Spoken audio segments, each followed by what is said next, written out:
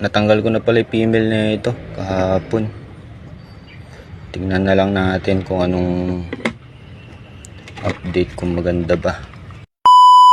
Yun oh, magandang hapon oh. Sisilipin natin yung merid natin na crown tail. Tingnan natin kung anong update sa kanya. So eto, silipin natin. Ang itlog na to eh. Tingnan natin kung hatch na yung mga egg nila. Natanggal ko na pala yung female na ito kahapon. Tingnan na lang natin kung anong update, kung maganda ba. Ayun. May mga hatch na, mga nalalaglagay na sinasalo niya. Inaangat niya ulit. Binabalik niya. Okay, good news yan. Papakainin ko na lang siya ng konting pellets muna. Ano, papakainin ko lang siya ng konti para feeling ko gutom na siya.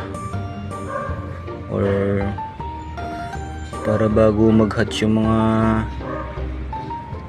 fry niya eh, may lakas siya para magbantay tsaka mag angat-angat sa mga fry niya. Ayun.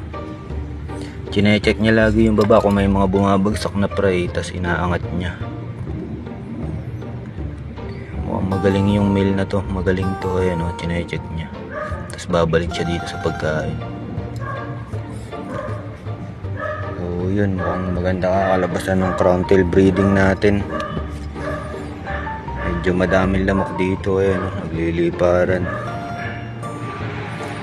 Nai-ready ko na nga pala yung grow out tub ng ng dalawang pair ko. Eto, dito ko sila ililipat.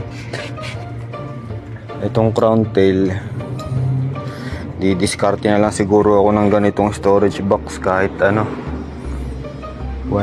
liters. Kahit maliit lang nandito ng konti. 160 liters kasi ito eh. Para dito sa kanila lang. So yun, hindi ko napapatagalin to. In-update ko lang kayo sa balita sa crown tail natin. Kahapon ko pa natanggal yung female dyan. Kahapon ng itlog. So ayun, feeling ko bukas hatch na lahat yan. Tapos ang makalawa pre-swim na yun. Hintayin na lang natin mag pre-swim bago sila ilipat. So yun, tatakpan ko na muna para hindi siya mabala. Hanggang dito na lang muna. Fish.